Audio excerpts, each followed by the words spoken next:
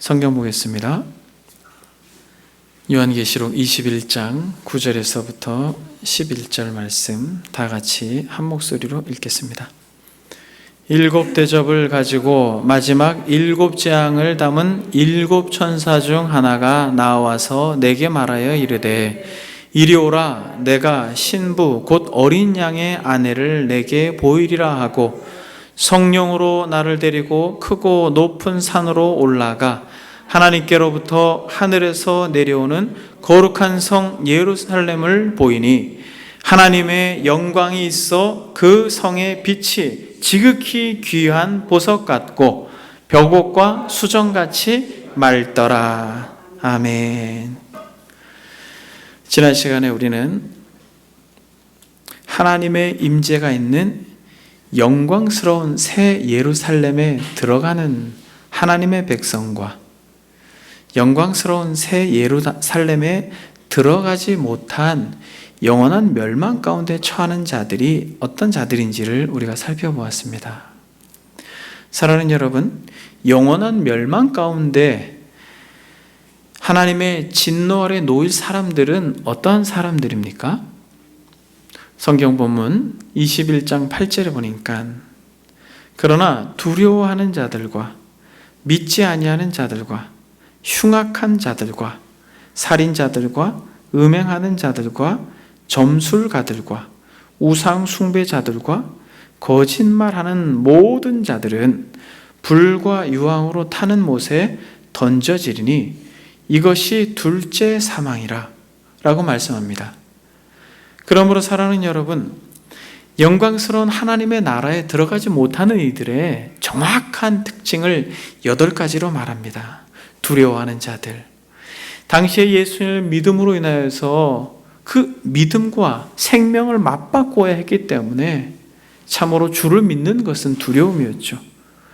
두려워하는 자들, 믿지 아니하는 자들, 흉악자들, 살인자들, 음행자들, 점술가들, 우상 숭배자들, 거짓말하는 모든 자들, 이들은 불과 유황, 못에 영원한 멸망 가운데 들어갈 것을 성경이 말씀하고 있습니다.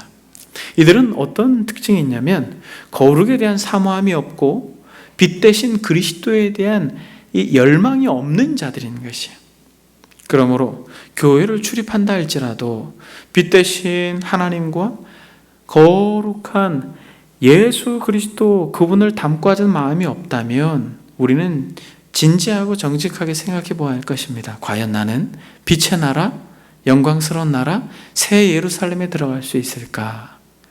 그러나 여러분, 성경에 보니까 정확하게 새 예루살렘에 들어갈 수 있는 자들은 어떤 자들이라고 말씀하고 있습니까? 영광스러운 하나님의 나라에 들어가는 자들은 교회를 오래 다녔다고 들어가는 게 아니에요. 먼저 된 자가 나중되고 나중된 자가 먼저 된다라고 하는 주의 음성 우리가 들어볼 때 오랫동안 신앙생활을 함으로 종교생활에 익숙하지만은 그러나 그들은 나중될 수 있고 교회를 나온 지 얼마 안 됐지만은 그리스도에 대한 사랑으로 빛의 자녀로서 먼저 될 수 있다는 걸 우리는 잘 알아야 됩니다. 그러므로 우리의 자랑은 연수가 아니라 우리의 자랑은 그리스도가 되어야 될 줄 믿습니다. 여러분, 누가 빛의 나라에 들어갈까요? 여러분, 누가 영광스러운 하나님의 나라에 들어갈까요? 본문을 정확하게 보면 6절 7절 21장 6절 7절을 보니까 나는 알파와 오메가요 처음과 마지막이라 내가 생명수 샘물을 목마른 자에게 값없이 주리니 이기는 자는 이것들을 상속으로 받으리라. 나는 그의 하나님이 되고 그는 내 아들이 되리라. 2가지로 말하고 있습니다. 하나님의 주권적인 은혜로 택정함을 받은 인생들의 놀라운 특징은 어떤 특징이 있다고 그래요? 생명수 샘물을 목마른 자에게 값없이 주리니 라고 말합니다. 영광스러운 하나님의 나라에 들어갈 자의 대표적인 특징은 목마름이에요. 거룩에 대한 목마름, 그리스도를 닮고자 하는 목마름, 그러므로 하나님의 은혜를 받아 누려야겠다라고 하는 갈망. 사랑하는 여러분, 진실로 하나님의 나라에 대한 목마름, 정말 이런 것들이 우리의 본능으로 자리 잡고 있다면, 때로는 연약하고 좌절하고 절망 가운데 우리가 그 자리에 있다 할지라도, 만약 여러분들이 비록 죄로 연약한 가운데 있다 할지라도 거룩에 대한 열망과 그리스도를 사랑하고자 하는 열망이 여러분들에게 있다면 여러분들은 빛의 나라에 들어갈 수 있는 자들임을 믿습니다. 그들은 이기는 자라고 이야기합니다. 이기는 자예요. 이기는 자는 이것들을 상속으로 받으리라 라고 말합니다.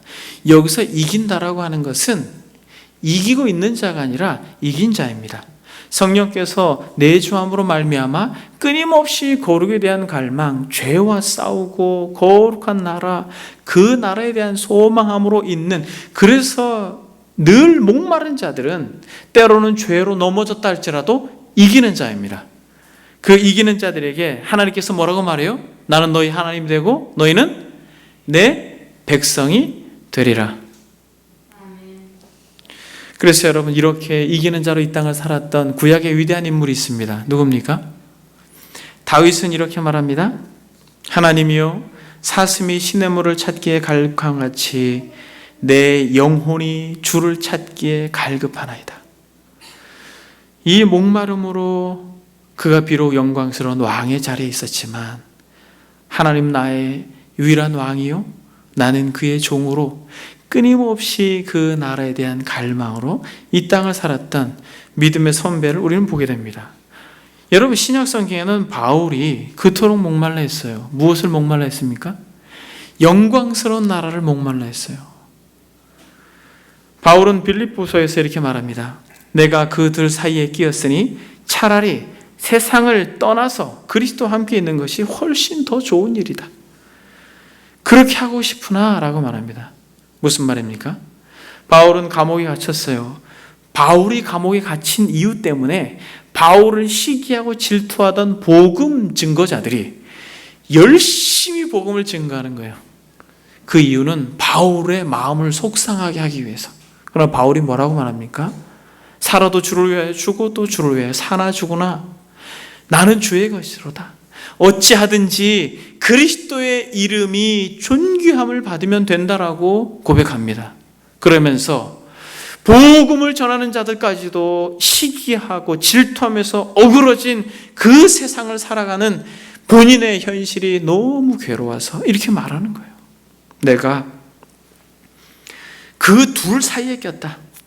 이 땅과 하나님의 나라, 이 둘 사이에 꼈다. 그러나 그 거룩한 성 예루살렘에 대한 갈망이 더 커서 죽고 싶다.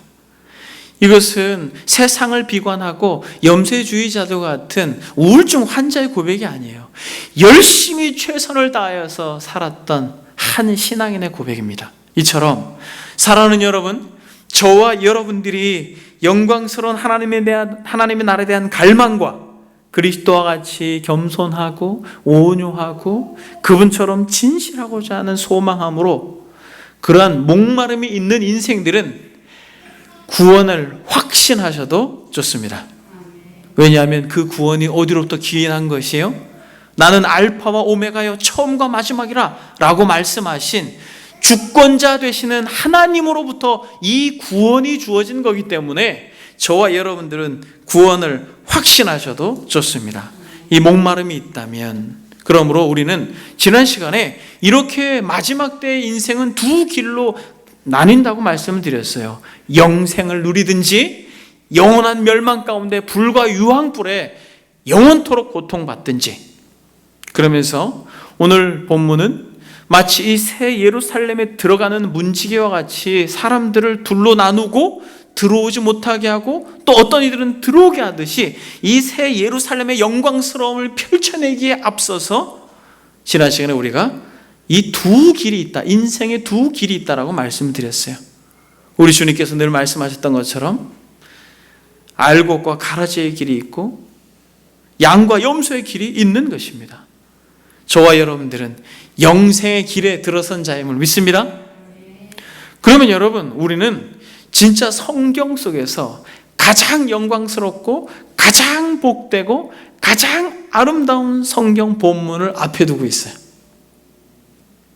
계시록을 수개월 동안 저와 여러분들이 살펴보았습니다만 이 본문을 이 현장에서 같이 상고하는 여러분들은 복된 자들임을 믿습니다. 여러분 한번 본문을 보겠습니다. 본문에서는 무엇을 이야기냐면 이제 새 예루살렘, 저와 여러분들이 들어가서 누릴 영광스러운 새 예루살렘을 펼쳐 보이고 있는 것이에요. 그래서 여러분 저는 오늘 새 예루살렘이 도대체 무엇인가 라고 하는 제목으로 여러분들과 이 성경에 나와 있는 두 가지의 구조를 통하여서 말씀을 드리길 원합니다. 새 예루살렘이 무엇인가?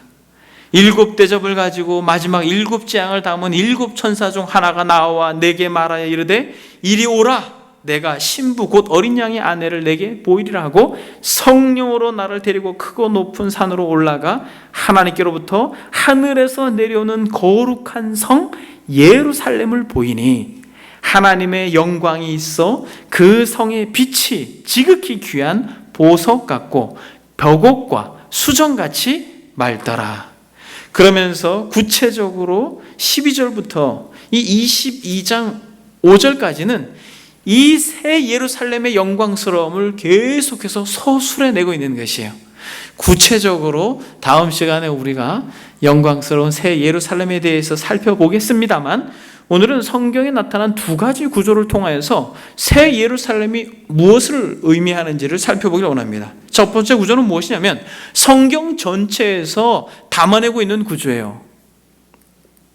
여러분 성경 전체에서 담아내고 있는 구조 속에서 창세기 앞부분과 이 요한계시록 이 마지막 부분이 동일한 구조를 가지고 있다는 거예요. 바로 거기에 무엇이 담겨 있어요? 이 새 예루살렘이 누구이고 무엇인지 담겨 있는 거예요. 그러니까 여러분들이 오늘 본문을 제대로 이해하면 구속사의 개념을 여러분들이 마음속에 간직하고 돌아가는 것입니다. 여러분 하나님께서 창세기 1장에 어떻게 하셨어요? 천지를 창조하셨죠. 그리고 어떻게 하셨습니까? 천지를 창조하셨을 뿐만 아니라 인간을 창조했죠. 1장에. 그러면서 2장으로 넘어가면서 천지를 창조하시고 인간을 창조한 그 전체의 창조의 그 그림 속에서 어디를 확대해서 설명합니까? 어디를 확대해서 설명해요? 성경을 봅시다. 여러분들이 창세기 1장. 창세기 1장. 그러니까 여러분 창세기 1장, 2장이 이해되고 우리는 놀랍게도 요한계시록 21장, 22장이 이해가 되는 거예요. 그럼 여러분들은 성경이 다 이해가 되는 것입니다.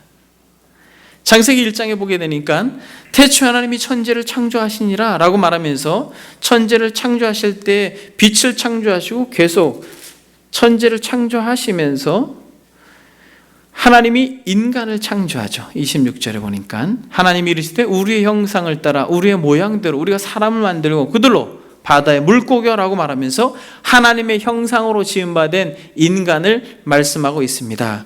그러면서 2장으로 넘어가면서 어떻게 이야기하고 있습니까?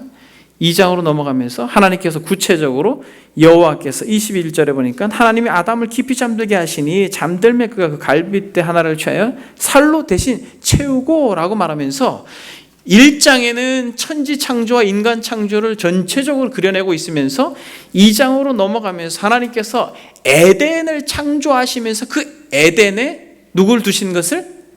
인간을 두신 것을 말씀하고 있죠. 이러한 구조 속에서 그러나 여러분 3장으로 넘어가면서 하나님이 창조한 그 복되고 의와 진리와 거룩함으로 지음받은 아담이 범죄하게 되는 것입니다. 그러므로 하나님께서는 아브라함을 통하여서 창세기에 이스라엘이라고 하는 민족을 태동케 하시고 구속의 역사를 지속하시면서 결국 그리스도께서 이 땅에 오시고 죽으시고 부활하심으로 성령으로 더불어서 거룩한 공교회를 만드신다라고 말씀드렸죠. 그런데 이것을 바로 계시록에서 완성하신 것을 동일한 구조로 말씀하고 있다는 것이에요.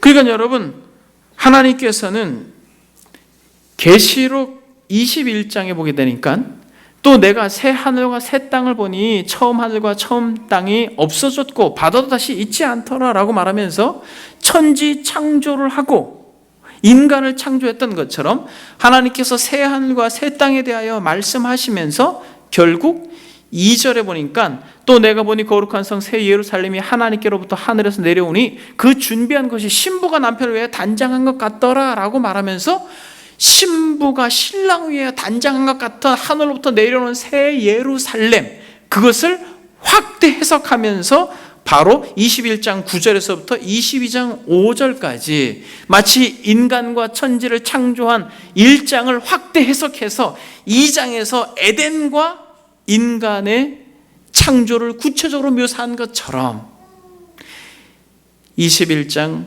9절에서부터 22장 5절까지 새 예루살렘이라고 하는 것을 구체적으로 묘사하고 있습니다. 여러분, 이 구조가 이해되세요? 여기에서 여러분, 이 새 예루살렘이 누구인지에 대한 이해를 우리는 가질 수 있는 거예요. 여러분, 새 예루살렘이 누구입니까? 새 예루살렘이 무엇이에요? 하늘로부터 내려온 이 새 예루살렘, 신부가 신랑을 위해 단장한 것 같은 이 새 예루살렘, 하나님의 영광이 있어 그 성의 빛이 지극히 귀한 보석 같고 벽옥 같고 수정같이 맑은 이 새 예루살렘, 이 영광스러운 새 예루살렘이 뭐냐는 거예요. 바로 타락한 아담, 그 타락한 아담이 예수 그리스도로 인하여서 타락한 아담의 후손들을 모은 거룩한 공교회, 하나님의 백성의 구원받은 무리의 공동체가 바로 새 예루살렘이라는 거예요. 썩을 육체의 몸이 썩지 않을 영광스러운 몸으로 변화된 우리들이 개인으로 있는 것이 아니라 하나의 머리 대신 그리스도와 연합한 공동체로 성을, 아주 견고한 아름다운 성을 이루고 있는 것이, 사랑하는 여러분, 새 예루살렘이라고 성경이 말하고 있는 것이에요.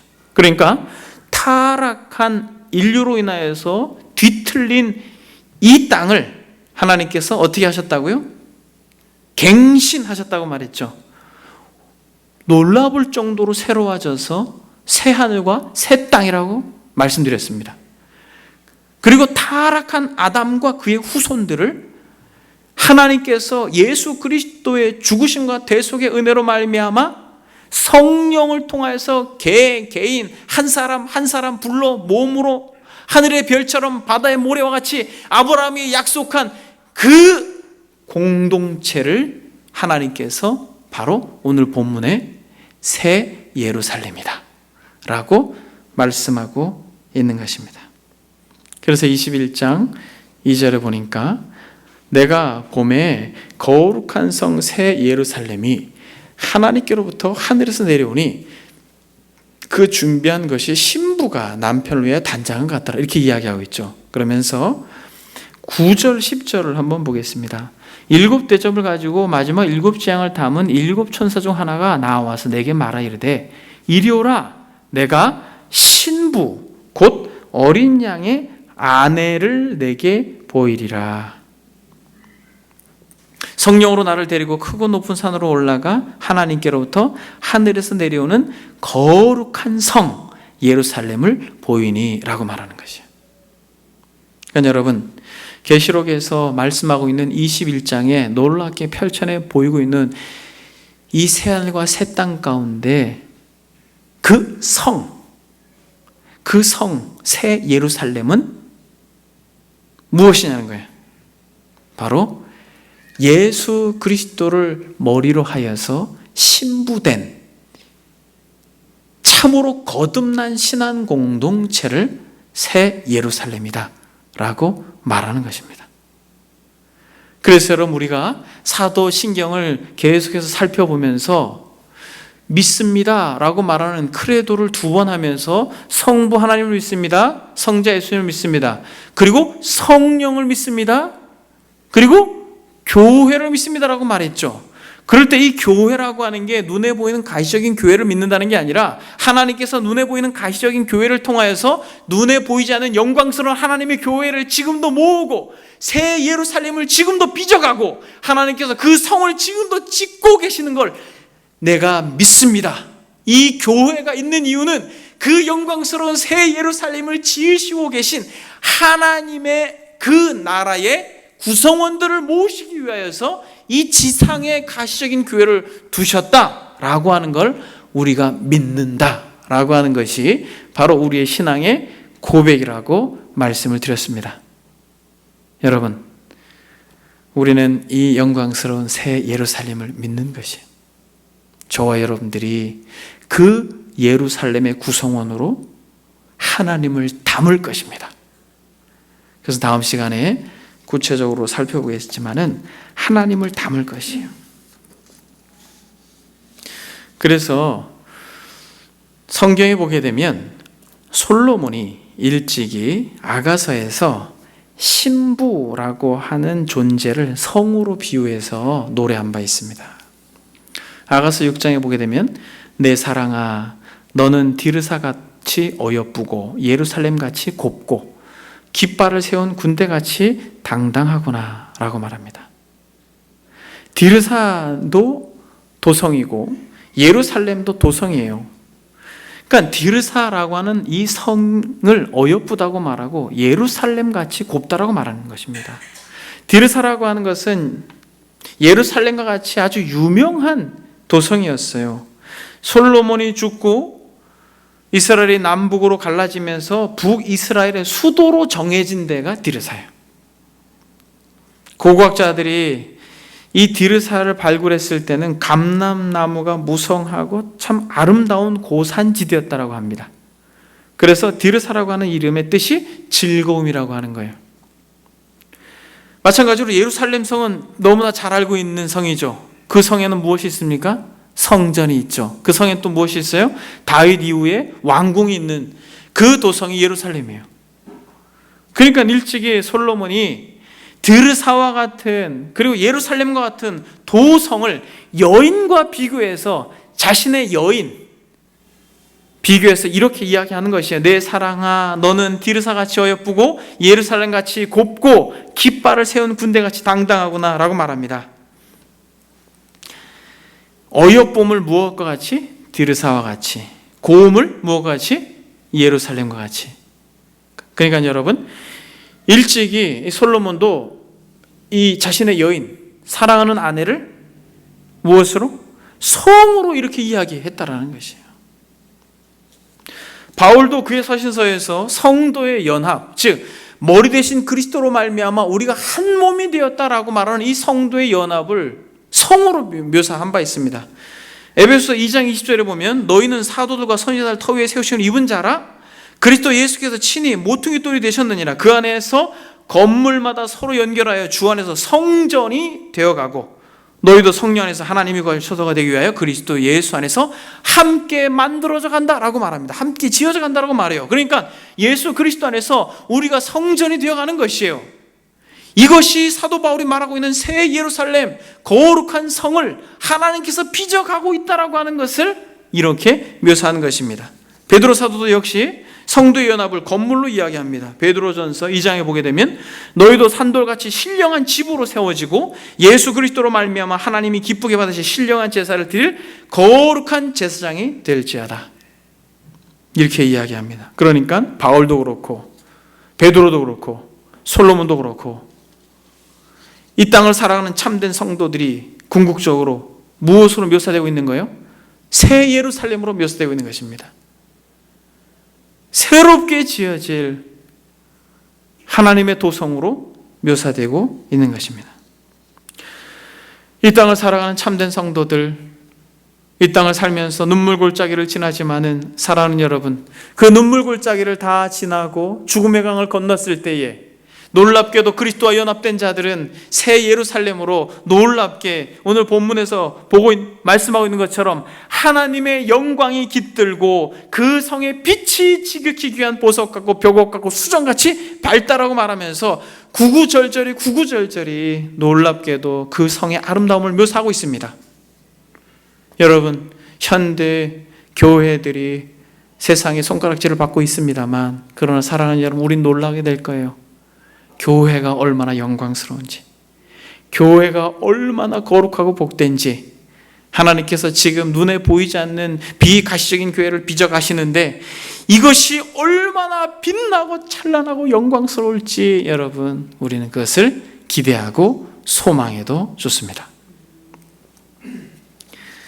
그러면서 여러분, 오늘 본문에 구조적으로 두 가지를 살펴본다고 했잖아요. 창세기의 구조와 이 계시록의 구조, 창세기 1장 2장의 구조와 계시록 21장 22장의 구조가 이러한 구조로 되어 있다는 것이에요.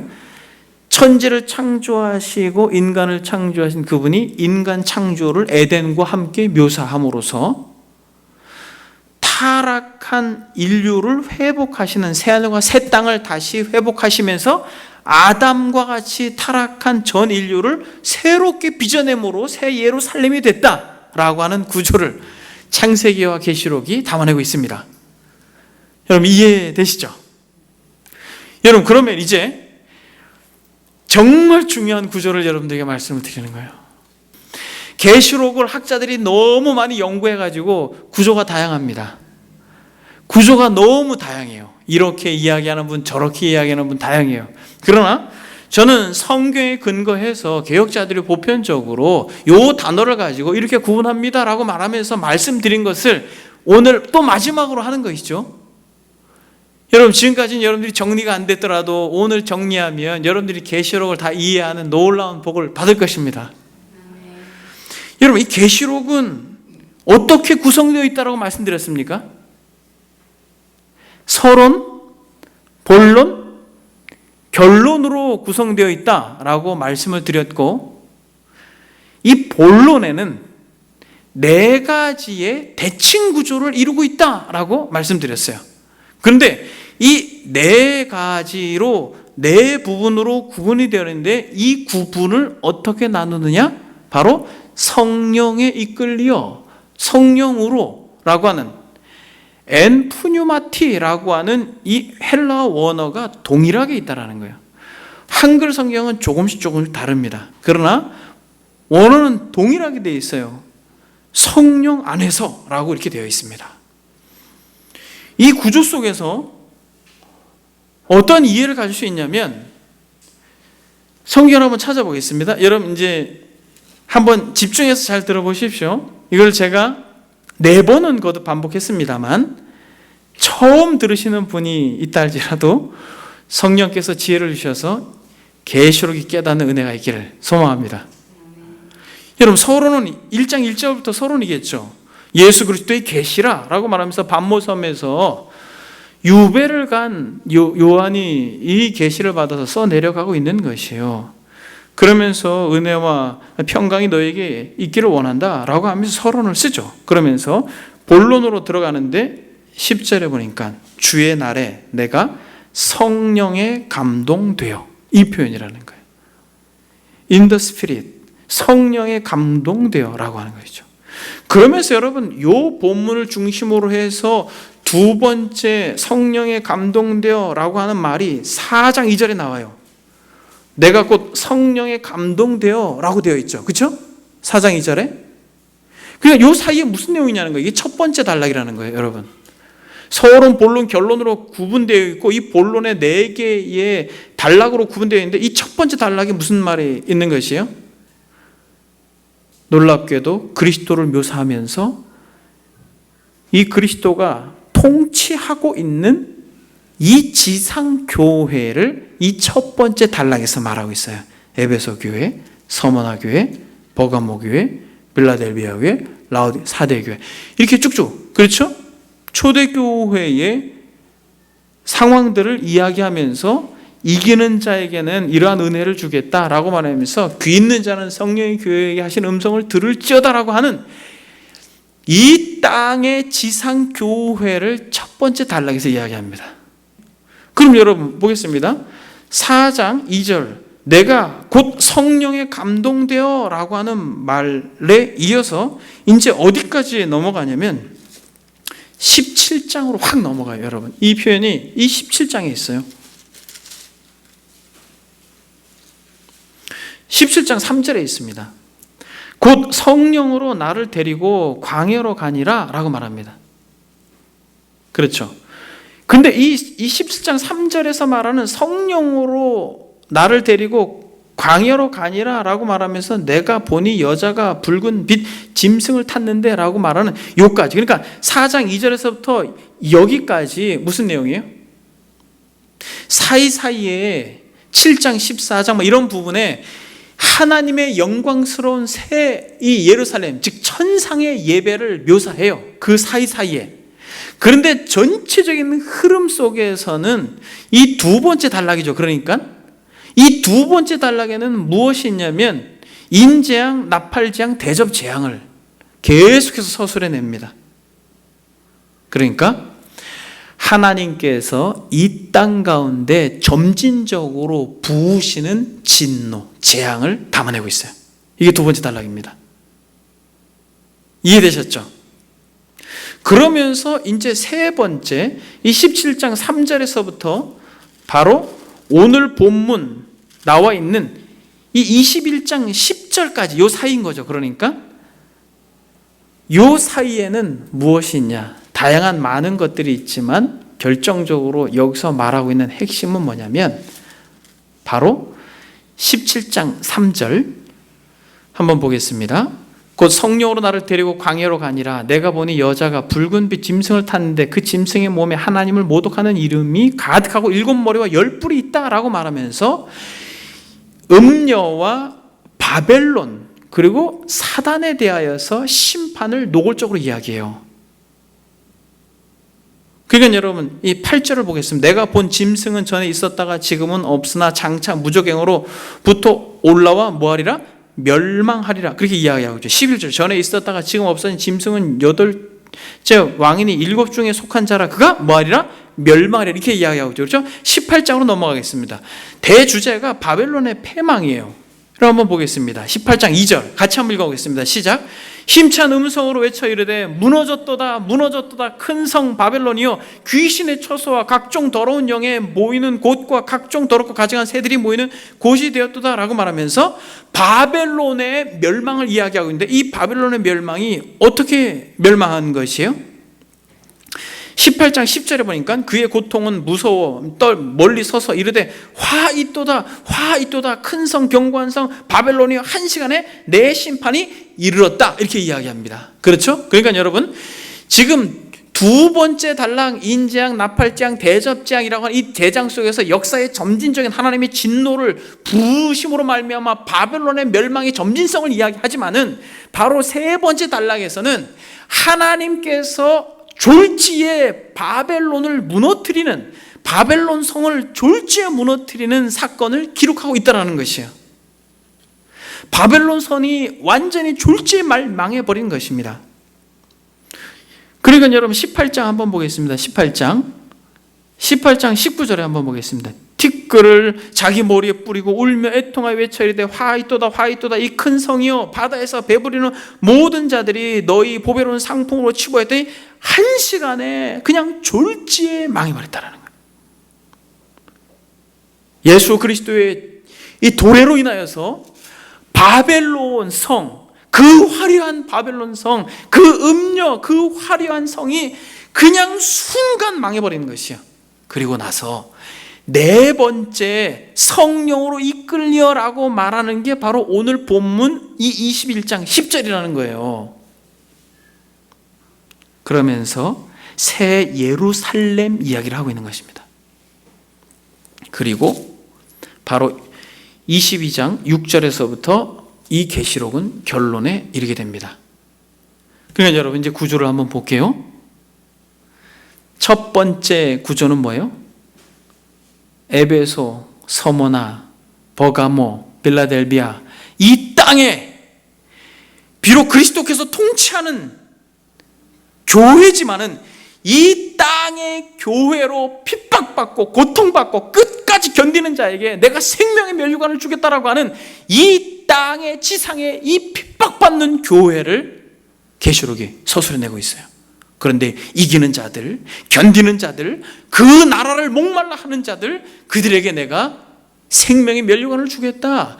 그 나라의 기둥과 같이 되게 하겠다, 흰 옷을 입고 영생하게 하겠다라고 하는 그런 보장을 합니다만, 여러분, 이 요한 당시에 이 계시록이 기록되어서 이것이 읽혀졌던 그 초대교회 성도들은 여러분 말할 수 없는 고통 가운데 있었죠.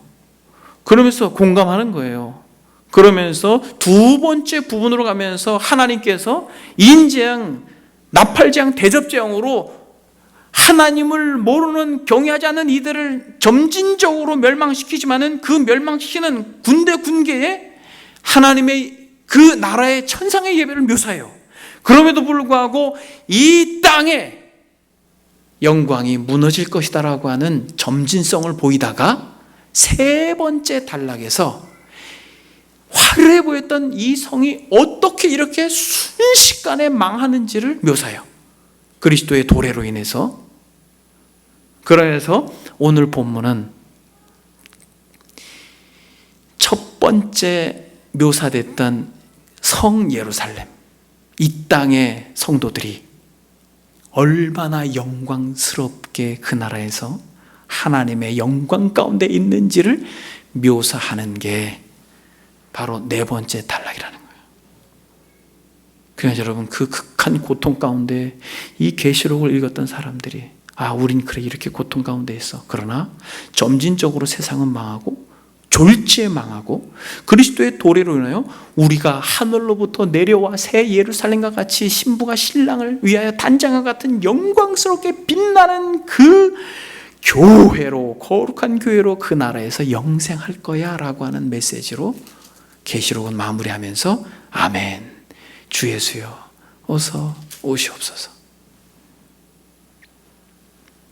그러니까 여러분, 샌드위치 구조라는 거예요. 교회, 세상, 교회. 그러면서 세상의 멸망, 그 계속 틈바구니 속에 그 나라의 영광을 계시록은 끊임없이 묘사하고 있습니다. 그러므로 극한 고난 가운데 괴로워했던 초대교회 성도들이 이 계시록 읽으면서 얼마나 소망이 됐겠냐는 거예요. 계시록은 무서운 책이 아니에요. 소망의 책이에요, 여러분. 계시록 읽으면 힘이 나야 되는 거예요. 근데 어떤 사람은 싫겠어요? 음녀 바벨론을 섬기는 자들이 있잖아요. 교회를 출입하지만은 여전히 교회에서는 매너 모드로 그렇게 성도처럼 보이지만 세상으로 나가면 짐승처럼 바뀌는 이들은 계시록을 읽고 싶지가 않아요. 그리스도로 고난받고 싶지 않고 세상 속에서 영원히 이 땅을 살 것처럼 살아가는 인생들이 주님이 오실 것을 기대하겠습니까? 그러나 끝까지 거룩한 성 예루살렘을 소망하면서 빛 대신 그리스도를 따라서 목말라하고 죄와 싸우고 끊임없이 우리의 더러워진 옷을 그리스도의 보혈로 빨고 그 피로 빨고 새롭게 함으로 끊임없이 영혼이 소생하여 하나님과 나 사이에 가로막고 있는 육체의 연약함과 이 세상의 죄악들을 빨리 벗어버리고 싶은 인생들은 아멘, 주 예수여 어서 오시옵소서 라고 갈망하게 된다는 거죠. 그러므로 사랑하는 여러분, 지금 이 17장 3절 속 성령이 나를 데리고 광야로 가니라 라고 말하면서 무엇을 보게 합니까? 천사가 요한을 데리고 가서 바벨론의 패망을 보게 하죠. 그렇죠. 그런데 21장 10절에 성령이 나를 데리고 크고 높은 산으로 올라가서 하나님께로부터 하늘에 내려온 거룩한 성 예루살렘을 보게 하죠. 그러니까 여러분, 세 번째 성령이 이끌려서 갔을 때는 바벨론이 졸지에 멸망하는 걸 보게 하지만은 네 번째 성령에서 이끌려서 가서 볼 때는 거룩한 성 예루살렘의 영광을 보게 하는 거예요. 우린 이것을 보아야 됩니다. 사랑하는 여러분, 화려하게 보이지만은, 그리고 세상에서 권세 있는 자들이 떵떵거리고 마치 영원히 그 권세를 누릴 것처럼 보이지만은 정말 통장에 창고가 많아서 사람들을 함부로 하고 교만하여 권세를 부리는 것처럼 보이지만은, 그러나 여러분, 우리는 보아야 됩니다. 그들이 졸지에 망할 것입니다. 그들이 졸지에 망할 거예요. 하나님의 진노가 부어졌을 때 그들은 이렇게 외칠 것입니다. 산이여 내 앞에 무너져라. 바위여 내 앞으로 무너져라. 나를 가리라고 말할 것입니다. 그 그리스도의 영광스러운 빛 앞에서 자신들이 영원한 진노 가운데 처하게 될 것이 두려워서 그렇게 외칠 거라는 것이에요. 여러분, 우리 이걸 보아야 되는 거예요. 요한이 본 이것을 우리가 볼 수 있어야 되는 것입니다. 이 세상이 장망성이라는 걸 우리가 보아야 되는 것이에요. 여러분, 우리가 비록 두 발을 디디고 이 땅에서 살아가면서 자녀들을 기르고 사업을 하고 열심히 살아야 마땅하지만은, 그럼에도 불구하고 우리는 나그네와 행인처럼 이 땅을 살아가야 되는 것이, 계시록의 말씀처럼 주님이 부르시면 아멘, 주 예수여 어서 오시옵소서. 이 중심을 우리가 소유하고 이 땅을 살아간다면 여러분, 세상이 두렵겠습니까? 그래서 세상이 감당할 수 없는 사람들이 그리스도인이었습니다. 초대교회 성도들도.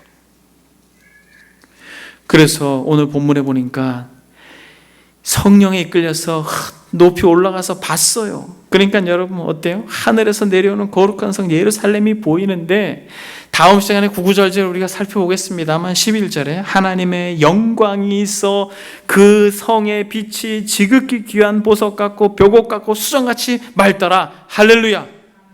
여러분, 이 성 예루살렘의 가장 대표적인 것은 하나님의 영광이 거기서 찬란하게 빛난다는데, 우리는 너무 많이 들었어요. 어릴 때부터 하나님의 영광을. 그래서 그게 별로 마음에 와 닿질 않아요. 하나님의 영광이.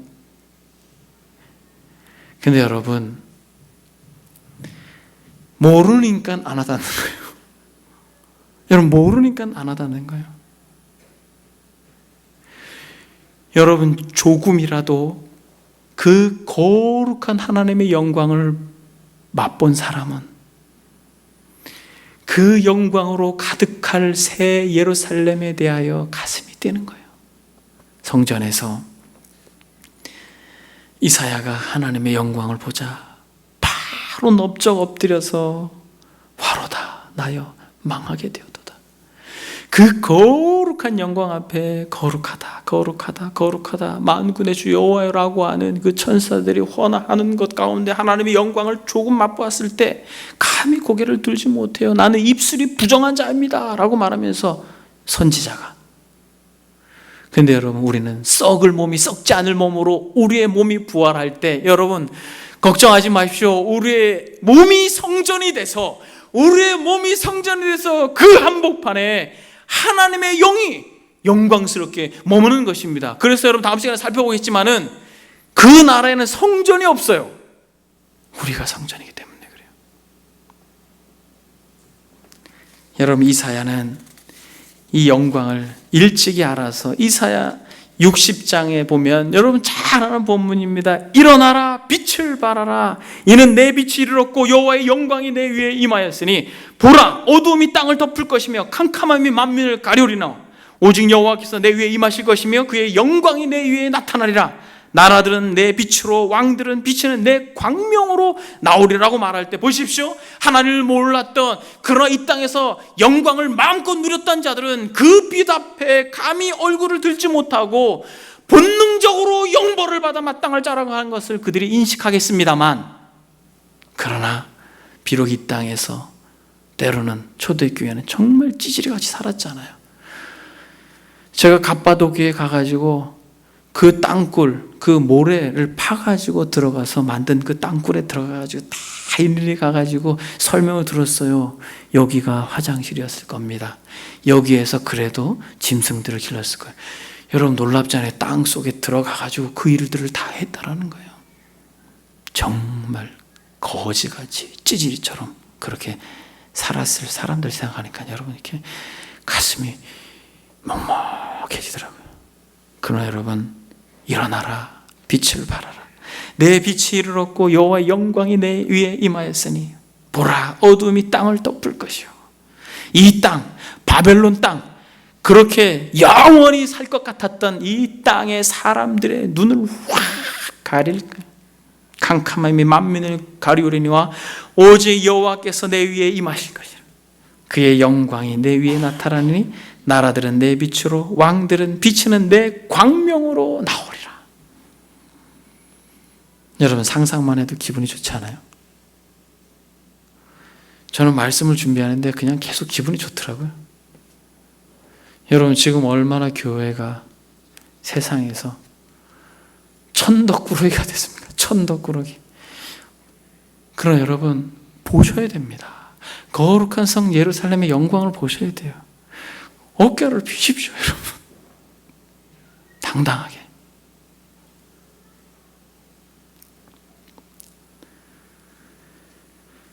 에스겔에서 40장 48장에 성전의 환상을 통하여 거룩한 성 새 예루살렘을 아주 구체적으로 묘사를 해요. 에스겔서 43장 5절에 보니까 영이 나를 들어 데리고 안뜰에 들어가시기로 내가 보니 여호와의 영광이 성전에 가득하더라. 하나님의 영광이 있어 그 성의 빛이 지극히 귀한 보석 같고 벽옥과 수정같이 맑더라. 이 벽옥은 금강석과 같다 이렇게 이야기합니다만 벽옥은 원래 투명하지 않답니다. 그래서 금강석이다 이렇게 이야기합니다만 얼마나 맑고 얼마나 영광스러울지 사랑하는 여러분, 저와 여러분들이 소망하는 새하늘과 새 땅, 그것이 우리가 주인공이고 저와 여러분들이 성전이 되어 그 가운데 하나님이 영광으로 좌정하실 것입니다. 그래서 여러분 21장 9절부터 22장 5절까지 구구절절히 말하고 있습니다. 여러분 22절 보니까 그 성 안에 내가 성전을 보지 못하였으니 이는 주 하나님 곧 전능하신 이와 및 어린 양의 그 성전이심이라. 그 성전은 해나 달에 비침이 쓸데없으니 이는 하나님의 영광이 비치고 어린 양이 그 등불이 되심이라. 얼마나 좋겠어요 여러분. 만군이 그 빛 가운데로 다니고 땅의 왕들이 자기 영광을 가지고 그리로 들어가리라. 22장에 보니까 수정같이 맑은 생명수의 강을 내게 보이니 하나님 및 어린 양의 보좌로부터 나와 길가에로 흐르던 강 좌우에 생명나무가 있어. 여러분 에덴에서 아담과 하와가 범죄해서 쫓아냈을 때 이거 못 먹게 했잖아요 여러분. 근데 그 나라에서는 어때요? 마음껏 먹는 거예요. 그리고 열매를 맺는데 열매가 여러분 12가지 열매를 맺는데 달마다 열리는 것이에요. 만국에 치료하는 잎사귀가 있고 다시는 저주가 없으며 하나님과 그 어린 양의 보좌가 그 가운데 있어 그 종들이 그를 섬겨 그의 얼굴을 볼터요. 이것은 여러분 다음 시간에 구체적으로 살펴보겠습니다. 말씀을 정리합니다. 여러분 이 대조를 하고 있는 것, 창세기와 이 계시록, 창세기 1장 2장과 이 계시록 21장 22장의 대조를 보면서 하나님이 반드시 이렇게 이 나라를 회복시킬 것입니다. 아담으로 인해 망가진 인생들, 의와 진리와 거룩함을 상실한 짐승처럼 변한 인간들을 성령을 통하여서 진짜 그리스도와 같이 만들 거예요. 여러분 그게 우리가 구원받은 목적이에요. 여러분 예수 믿어서 뭐 조금 잘 되려고 예수 믿으면 너무 억울하지 않아요? 영광스러운 새하늘과 새 땅에서 아담보다 더 완전한 자로, 아담은 죄를 지을 수 있는 존재로 만들었지만은 그러나 거듭나서 영광스러운 새 나라에 간 인생들은 죄를 지을 수 없는 존재로 만들고 그 나라에서 하나님과 영생할 것입니다. 여러분 이것이 얼마나 복돼요. 두 가지만 적용합니다. 첫째는 우리가 현재 경험되는 교회의 연약함, 이런 한계들을 볼 때에 그저 교회의 연약함, 여러분 교회가 갈등을 빚고 싸우고 그 연약함들을 볼 때 그것으로 여러분들이 시험에 들지 않기를 바랍니다. 눈에 보이는 가시적인 교회는 갈등을 빚게 돼 있어요. 알곡과 가라지가 같이 섞여 있는데 어떻게 하나님의 나라의 완전한 통치를 받을 수 있겠습니까? 그러므로 눈에 보이는 가시적인 교회의 연약함 때문에 여러분들의 마음이 그것으로 인하여 현혹되지 않기를 바랍니다. 여러분들은 눈을 들어서 눈에 보이지 않는 영광스러운 하나님의 나라의 새 예루살렘 성 그리스도의 신부를, 그리스도의 몸을, 그 교회의 영광을 우리가 볼 수 있어야 될 것입니다. 그래서 연약한 교회를 여러분들이 볼 때 기도하고 구하고 은혜를 달라고. 세상이 교회를 무시하지만은 우리가 무시당하지 않는, 오히려 세상이 기암하며 놀랄 그 새 예루살렘 거룩한 공교회를 갈망하며 우리가 머무는 이 지상의 교회가 가능하면 그런 교회가 되게 해달라고 구하는 저와 여러분들이 되길 바랍니다. 여러분, 그것은 한 가지로밖에 안 돼요. 거듭나야 됩니다. 거듭나서 예수님을 믿고 그리스도의 통치를 받아야 돼요. 그래서 끊임없이 우리 어린 생명들을 위해서 기도하고, 주님, 한이같이 어린 친구도, 성민이같이 어린 친구도 주님 거듭나서 그리스도의 통치를 받을 수 있게 해주십시오. 여러분, 이게 우리 기도가 돼야 돼요. 이 공동체의 기도가 돼야 돼요. 새로 성도가 오잖아요, 여러분. 그럼 그 사람이 어떤 배경을 가지고 있느냐, 어떤 사회적 위치와 포지션을 가지고 있느냐, 어떤 직업을 가지고 있느냐, 여러분, 이건 중요한 게 아니에요, 여러분. 그 사람이 교회 왔을 때 중요한 건 뭐냐면 이 사람이 진정 거듭나서 그리스도의 통치를 받느냐, 하나님이 자신을 위해서 있는 게 아니라 자신이 하나님을 위해서 존재하는 자라고 하는 것에 대한 철저한 종된 자의 태도가 있느냐를 보고, 그렇지 않다면 교회가 훈련해야 되는 거예요. 여러분, 그럴 수 있는 안목이 저와 여러분들의 같이 있기를 바랍니다. 그래서 교회 공동체가 어떤 사람이 와도 거듭나서 그리스도의 통치를 받고 그것을 끝까지 갈망할 때, 여러분, 우리가 비록 이 땅에 어그러져서 불완전한 교회에서 살지만은 그럴지라도 간헐적으로나마 이 땅에서 하나님의 통치를 받고 그리스도의 신부로 영광스럽게 은혜를 누릴 줄 믿습니다. 여러분, 그것이 목적이에요. 공동체가 그걸 위해서 기도하는 것이죠. 두 번째로, 하나님이 이 땅을 사는 참된 교회를 어떻게 드러내기를 원해요? 빛으로 드러내기를 원해요. 보니까 새 예루살렘 성이 무엇이라고 말해요? 빛이라고 말합니다. 사랑하는 여러분, 주님이 뭐라고 말합니까? 나는 세상의 빛이니 나를 따르는 자는 어둠에 다니지 아니하고 생명의 빛을 얻으리라. 여러분, 진실로 이 땅에서도 그리스도를 따르는 자들은 빛이에요.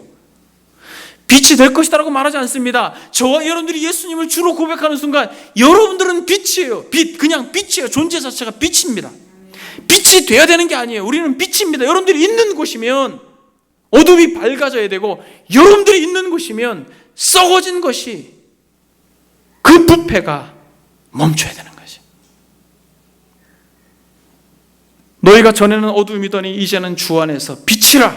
빛의 자녀들처럼 행하라. 여러분, 지금 코로나로 인하여서 너무 어두운 시대를 살아가고 있습니다만, 존 파이퍼 목사님이 이 코로나 때문에 글을 쓰셨어요. 그리스도의 재림을 대비하라는 신호에서 이렇게 말씀합니다. 예수님은 우리가 코로나 바이러스를 비롯한 모든 형태의 산고를 재림의 징조로 받아들여 자신의 재림에 대비하기를 바라십니다.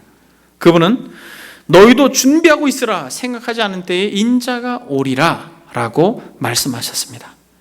예수님의 말씀을 심각하게 받아들이기 위해 재림의 날짜를 설정할 필요는 없습니다.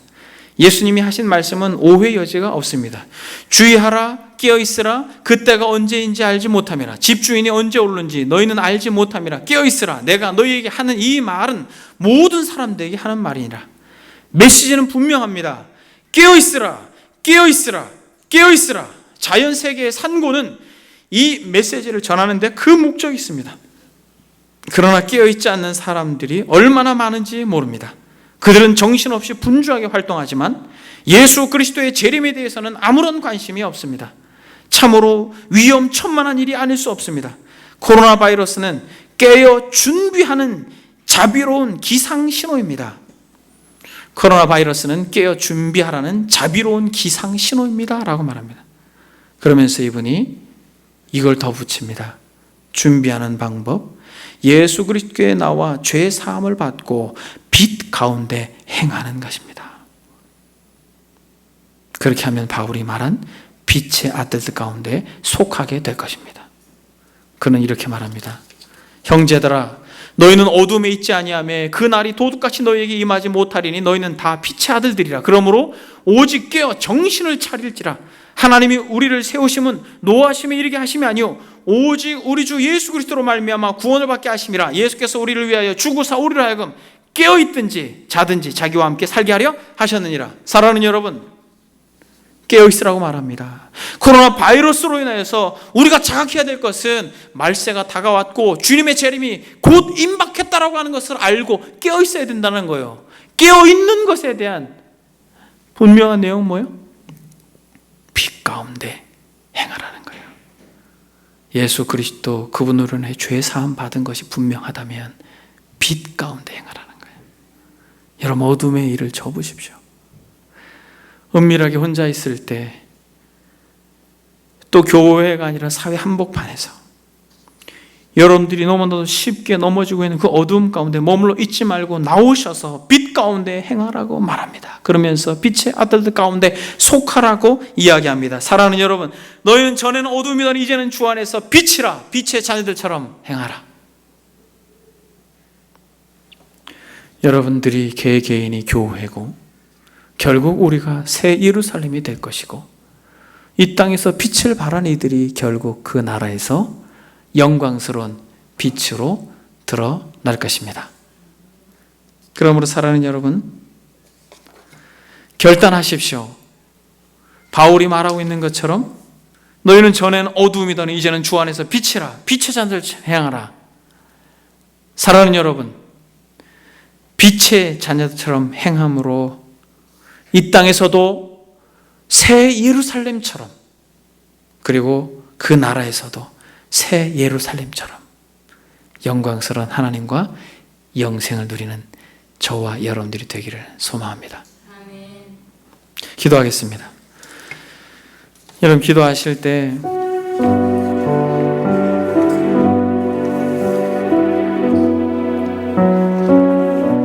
코로나 바이러스가 그냥 자연스럽게 생긴 것이 아니라는 것을 우리는 알아야 할 것입니다.